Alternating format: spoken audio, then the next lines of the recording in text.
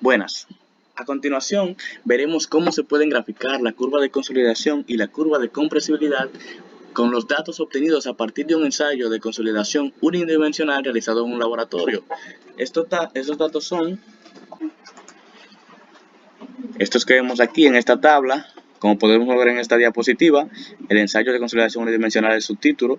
Luego tenemos la precisión del deformímetro de 0.0001 pulgada por cada unidad medida del deformímetro. O sea que el deformímetro va a medir las deformaciones en unidades y nosotros, de acuerdo a su precisión, es que vamos a establecer cuánto se deformó en unidades de longitud. Luego, esto va a ser de acuerdo al tiempo. Cada escalón de carga, tenemos 7, se aplicará durante un día completo. Se recomienda de un día a 72, o sea, de 24 a 72 horas, según la norma.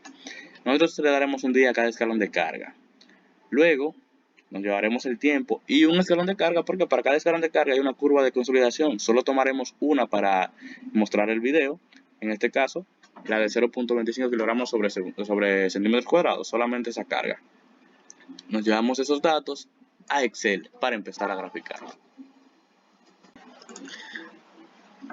Como pueden ver, me tomé la libertad de traer los datos a Excel, colocar el título, curva de consolidación para escalón de carga de 0.25 kilogramos sobre centímetros cuadrados, en específico solo ese. Aquí coloqué el tiempo tal como estaba en aquella tabla y el escalón de carga que me genera estas deformaciones según el tiempo. Y esto en unidades, a 0.1 minutos, 17 unidades, 0.25 minutos, 21 unidades, etcétera, etcétera.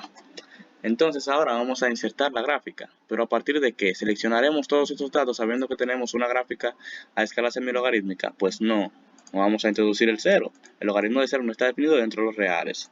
Por tanto, empezaremos a graficar a partir de 0.1 minutos. Vamos a insertar nuestra gráfica, en este caso, una curva de dispersión con líneas suavizadas y marcadores. Bien. Eso así como se ve no parece ser una curva de consolidación, ¿sí o no? Se ve bastante diferente. Vamos a ir haciendo que se parezca. Lo primero será aplicar el diseño 10 por comodidad, pero ya podemos ver ahí todas las subdivisiones y cuando tengamos nuestra escala logarítmica en el eje horizontal se verá mucho mejor y podemos apreciar los valores entre las divisiones grandes. Entonces ahora, si hacemos doble clic en cualquier parte del gráfico, aparecerá bueno su formato. ¿Qué haremos entonces? Vamos a poner nuestros ejes como corresponde.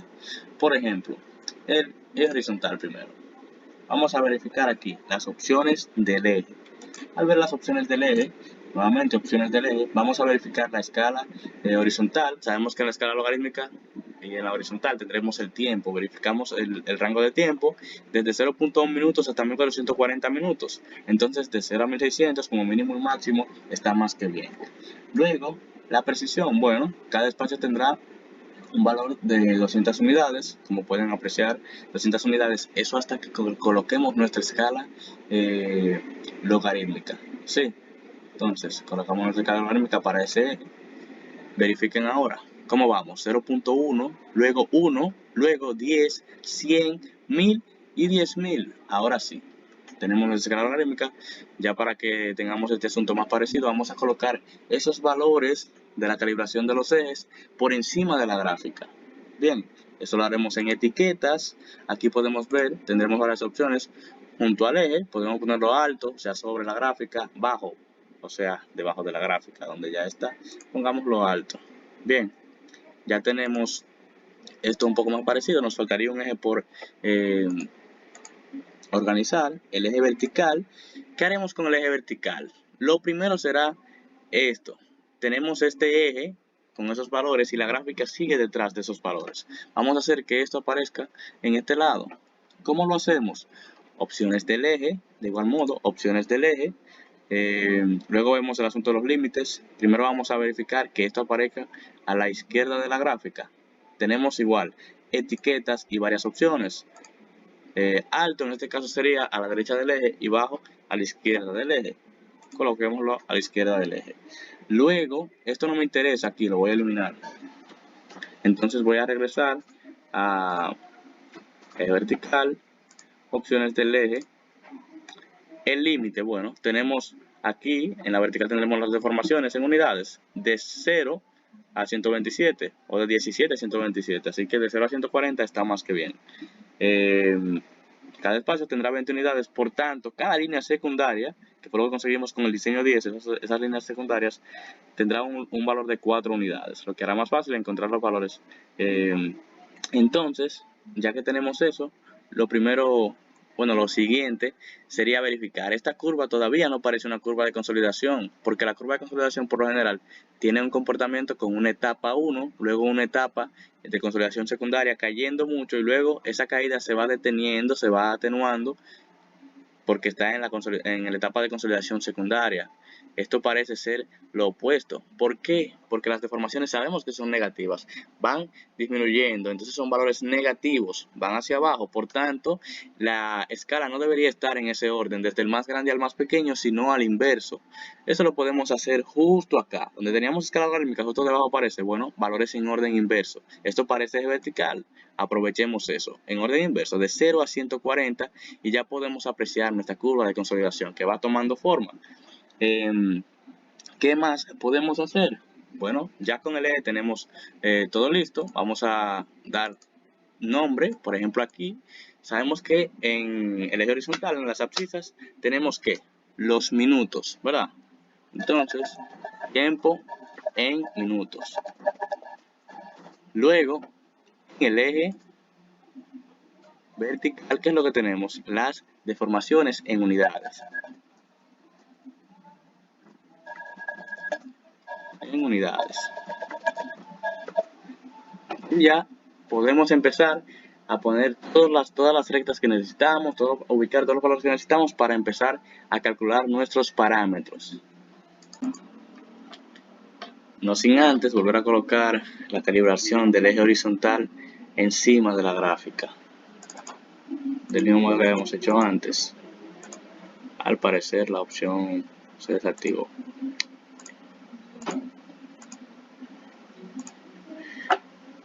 Entonces, ya que tenemos esta gráfica, como había mencionado recién, vamos a obtener los parámetros. Vamos a poner un poquito más pequeña. Vamos a obtener los parámetros necesarios ahora.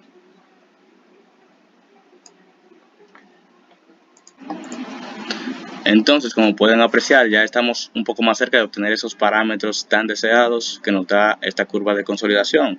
Vamos a hacer zoom para verificar más de cerca. Entonces, lo primero que hacemos para obtener esos coeficientes, utilizaremos el método de Casagrande.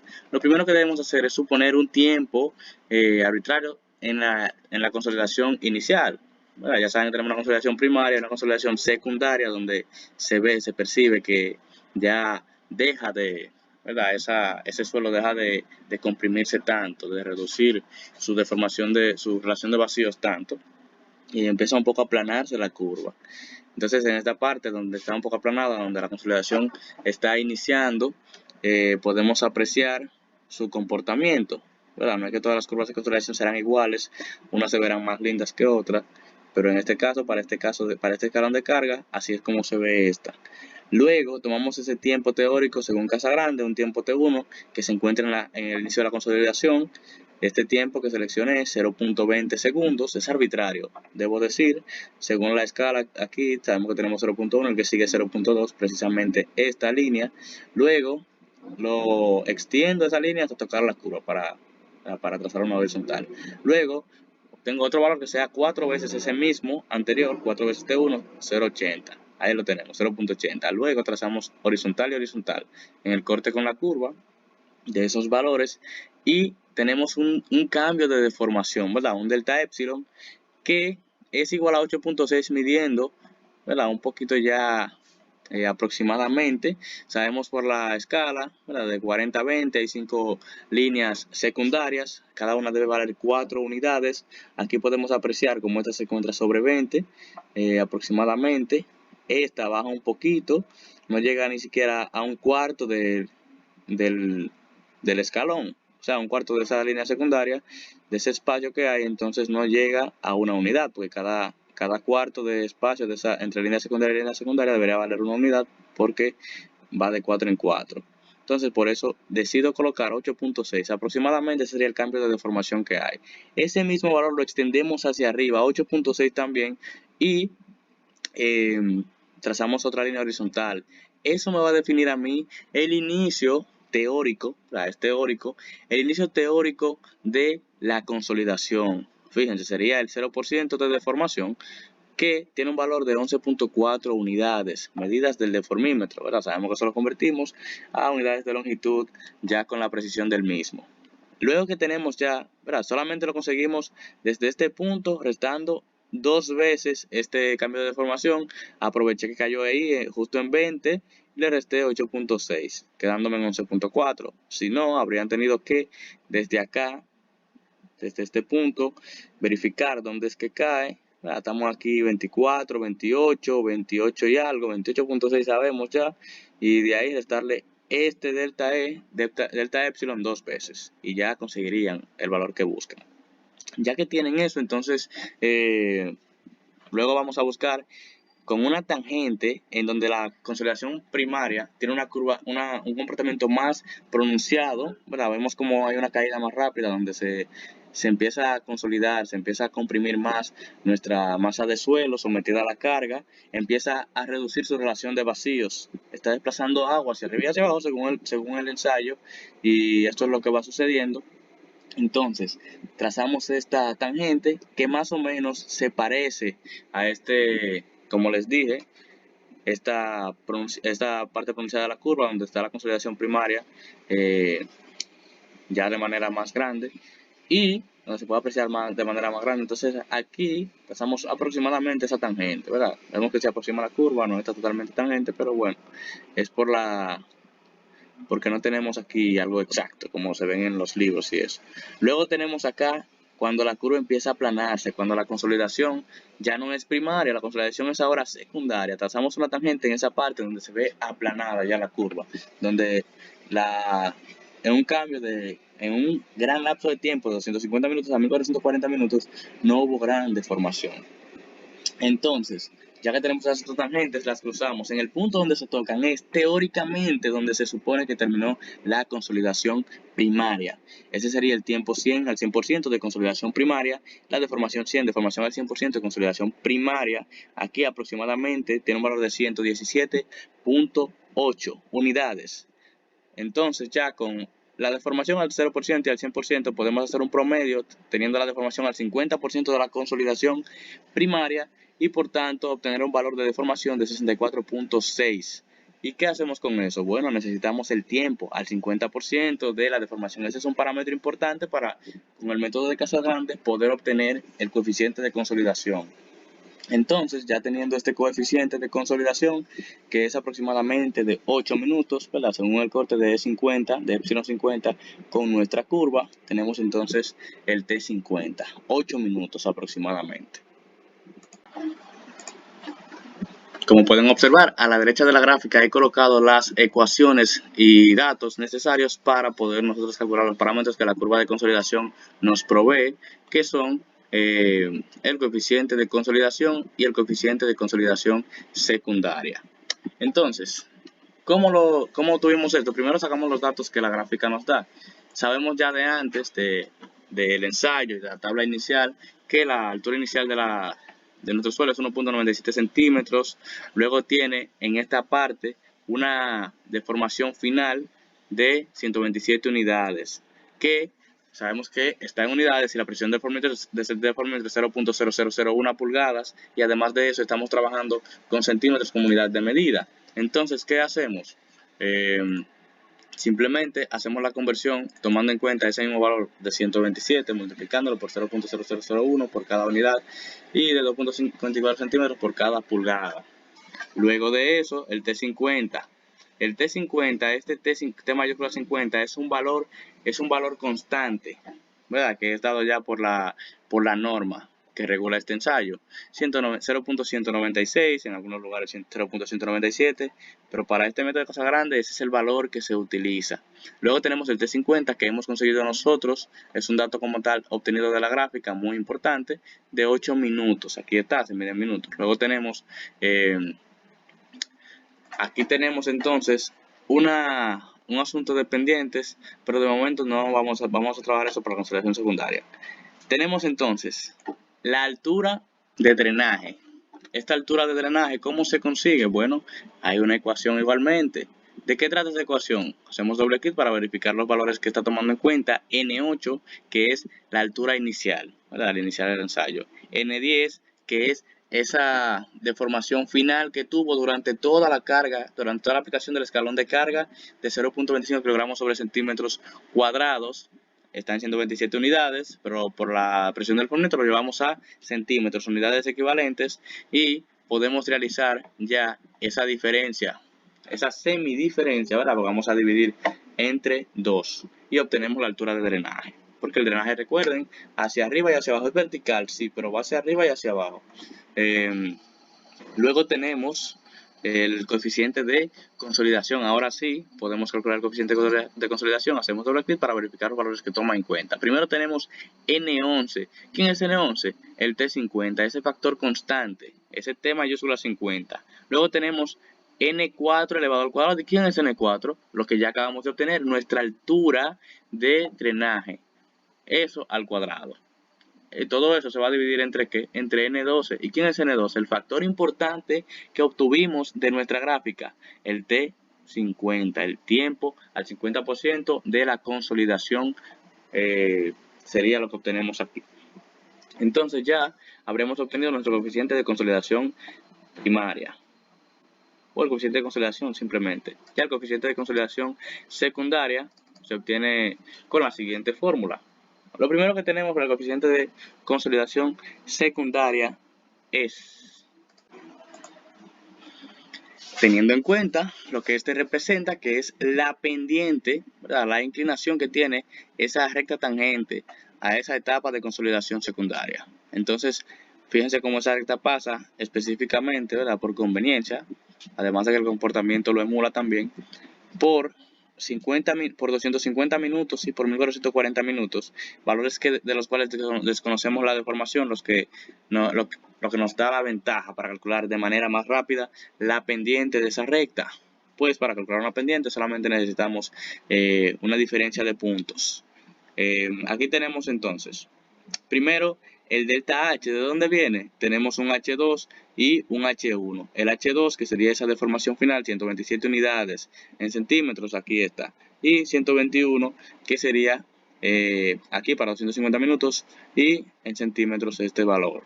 Ese delta H sería la diferencia, final menos inicial. Luego tenemos igual los tiempos, tiempo de 250 minutos y tiempo de 1440 minutos, que vienen de final menos inicial también. Solo recordando que una pendiente, ¿verdad? Que es igual a una diferencia de puntos en el eje vertical, diferencia de valores en el eje horizontal. En el eje horizontal tenemos una escala logarítmica, por tanto es el logaritmo de los valores. Y una diferencia de logaritmos por propiedad de logaritmo representa el cociente de esos términos. Por ejemplo, tenemos acá el logaritmo de N19. ¿Y quién es N19? N19 es el tiempo final, 1440, menos el logaritmo de este otro. Entonces va a ser un logaritmo del cociente de estos dos términos, de estos dos argumentos, 1440 y 250.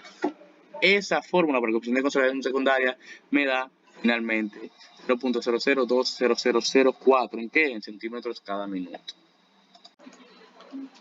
Estos serían todos los parámetros que podemos obtener de la curva de consolidación. Ahora veamos la curva de compresibilidad para encontrar los parámetros que ésta nos provee.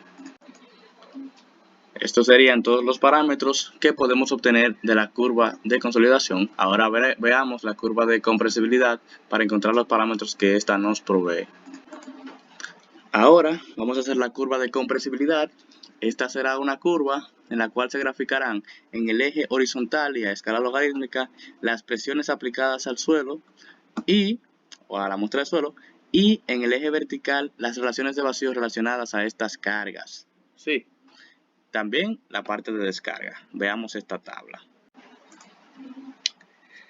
Aquí tenemos la tabla donde se presentan todos los valores y todos los parámetros que se necesitaron para llegar finalmente a la relación de vacíos a partir de la aplicación de cargas, ya sea con la lectura final del deformímetro, la cual ya conocíamos, convertida directamente a pulgadas. todas estas medidas, altura de vacíos, etcétera, las cuales me dan como resultado finalmente la relación de vacíos. Entonces nosotros nos llevaremos esta columna que me habrá medido la carga aplicada. Aquí tenemos carga, ya conocemos esta parte. Luego descarga, en el mismo modo en que se cargó, se descarga, se lleva a 8, luego a 4, luego a 2, luego a 1 y directamente descargamos totalmente el suelo. Y luego de esa parte de descarga veremos una recuperación del suelo donde su relación de vacíos aumentará un poquito. Entonces también nos llevaremos esta otra tabla, la relación de vacíos, que será el versus en la gráfica. Como pueden observar, traje a Excel, esta será una tabla de Excel, curva de conversibilidad, traje a Excel la carga aplicada, ¿verdad?, de una en una y la relación de vacíos que a ella se relaciona. Entonces vamos a insertar nuestra gráfica con estos valores. Bien. Entonces, seleccionamos los valores. Vamos a insertar la gráfica. En esta ocasión nuestra gráfica no será una dispersión con líneas suavizadas y marcadores, sino una dispersión con líneas rectas y marcadores. Entonces ya tenemos nuestros valores aquí. Vamos a darle el diseño para tener nuestras líneas secundarias y poder encontrar los valores más fácilmente. Ahí tenemos el diseño 10 con nuestras líneas secundarias. No me interesa esta parte, solo tenemos una serie, no estamos comparando datos estadísticos. Entonces vamos a arreglar nuestro eje, nuestro plano coordenado. Entonces tenemos aquí en el eje horizontal opciones del eje. Vamos a trabajar lo mismo exactamente. Lo primero que vamos a hacer para trabajar nuestro eje horizontal será, por supuesto, verificar la escala. La escala debe ser la logarítmica. Aquí me da una sugerencia. ¿Por qué? Porque tendré ceros en la escala. Lo que me está diciendo, mira, no vamos a tomar esos ceros en cuenta porque el logaritmo de 0 no está dentro de los reales. Yo le digo, ok, está bien, no hay problema. Luego, ¿qué más tenemos? Podemos colocar esto sobre el eje de igual modo. ¿Vale? Entonces vamos a colocarlo sobre el eje.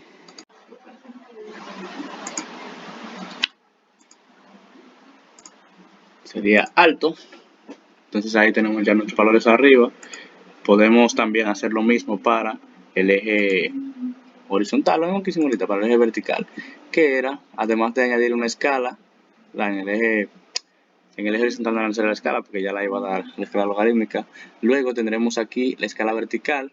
Vamos a tener relaciones de vacíos desde 3.20 y pico o 1.20 y pico, así que de 0 a 3.5 está bien. Luego tendremos aquí los valores así como están bien, no hay problema.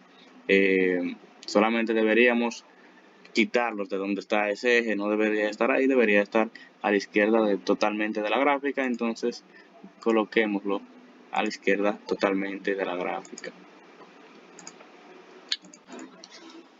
Aumentemos el tamaño de esta gráfica. Vamos a ponerla por lo menos así, que se vea bien, para empezar a trazar las rectas necesarias. Entonces vamos con las rectas. La primera recta que trazo es una recta en la parte donde se nota esa inclinación, esa pronunciación de esa curva de carga. Aquí primero estamos en carga. Cuando está cargado y siendo comprimido ese testigo de suelo o muestra de suelo siendo comprimido, aquí está en la etapa de carga. Trazamos en la parte que parece como pronunciada una recta que más o menos se parezca al comportamiento de esa curva. Lo mismo va a pasar en la parte de descarga. Cuando empieza a descargar, empezamos a descargar nuestra muestra. Entonces veremos este comportamiento en la curva y trazaremos una recta que más o menos parezca ese comportamiento.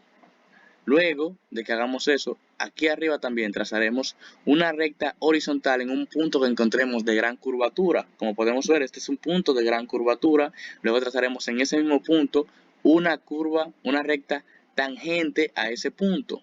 En el medio de esas rectas, entonces trazaremos una recta bisectriz, es decir, que separe esto en dos espacios iguales. Podemos hablar, por ejemplo, como referencia con el ángulo, un ángulo de inclinación igual entre recta y recta. Partir el ángulo entre esas dos rectas que están en verde en 2, más o menos eso. Y esa sería nuestra recta bisectriz. Entonces, en el punto donde se corten esa recta bisectriz y nuestra recta que está emulando la parte más pronunciada de la curva de compresibilidad, entonces sería nuestro punto que indicaría la presión de preconsolidación del suelo. Dato muy importante. Entonces de aquí tiramos una vertical hacia abajo, hacia el eje de las presiones, y aproximamos a simple vista nuestra presión de preconsolidación, aproximadamente 2.7 kilogramos sobre centímetros cuadrados, ¿verdad? Viendo que aquí está el 1, aquí está el 2, aquí está el 3, y ese sería aproximadamente 2.7 kilogramos sobre centímetros cuadrados. Ahora procedemos a buscar los últimos parámetros que nos faltan, los índices, el de consideración y el hinchamiento. Como pueden ver, ya aquí tenemos nuestros cálculos a la derecha de la gráfica. Pueden apreciar aquí los datos para el coeficiente de compresibilidad o índice de compresibilidad. Como pueden ver, esta será la inclinación, la pendiente que tiene esa recta que se aproxima a la parte más pronunciada de la carga, ¿verdad? De la carga aplicada. A esa parte más pronunciada, esa recta, es la que me representará la pendiente de la misma, nuestro coeficiente de compresibilidad. Y como la pendiente se consigue con varios puntos, por ejemplo, yo podría hacer la pendiente desde ese punto a este, porque veo que la recta pasa por ahí, o desde este punto a este, eso no importa. La pendiente de esa recta es constante, pues es una recta. Entonces vamos a tomar desde este valor de la carga aplicada 4 y desde el valor de la carga aplicada con 16, vamos a partir de eso. Aquí tenemos P1 4, P2 16, tenemos aquí los asuntos relacionados a ellos, y con eso me refiero a las relaciones de vacío. Por ejemplo, miren, tenemos a 4. Entonces eso implica que vamos a tener aquí a la relación de vacíos que se dio para 4. 16, miren acá, la deformación de vacíos que se dio para 16, que fue E2. ¿Lo ven? Luego, el cálculo, ¿cómo se hace? Es una pendiente. Necesitamos un delta primero, delta de la parte vertical, que sería la relación de vacíos, y eso me da negativo. Como quiero una pendiente y quiero que sea un valor absoluto, quiero que sea positivo, entonces aquí coloco una condición en la ecuación donde utilizaré esos valores, que sería ese delta sobre el logaritmo del cociente de estos asuntos, o la diferencia de logaritmos 16 menos 4. Entonces, la condición que coloco es primero que el valor que yo tengo aquí debe ser mayor que 0. Si es así, que me calcule la pendiente. Si no es así, que me calcule la pendiente y la multiplique por menos 1. Simplemente para que me dé positivo. Me da positivo. Luego, para el índice de hinchamiento, coeficiente de hinchamiento, tenemos igualmente la pendiente ahora de esta recta que se parece a la curva de descarga. Entonces, necesitamos dos valores de ella. Por ejemplo, pasa directamente por el 1. Pasa directamente por el 8, así que bueno, me tomo esos valores, P1 y P2. Entonces, si tengo el 1, tengo para E1 la relación de vacíos relacionada a esto, tengo el P2 y la relación de vacíos relacionada a esa descarga. Luego de eso, simplemente calculamos la pendiente y habrá la misma condición. Miren cómo aquí da negativo nueva vez, la misma condición para multiplicar por menos 1 en caso de que no sea mayor que 0, y así fue menor que 0, entonces multiplico por menos 1. Esa sería la forma de poner valor absoluto aquí, como yo la conozco, o más o menos como decidí hacerla, para tener el cálculo. El resultado es lo importante. Bien, entonces ya tendríamos el coeficiente de hinchamiento o índice de hinchamiento. Y esto sería todo. Ya habríamos obtenido todos los parámetros de la curva de consolidación y de la curva de compresibilidad. Espero que este video pueda ayudarles para el entendimiento de este ensayo de consolidación unidimensional. Namaste, Dios los bendiga.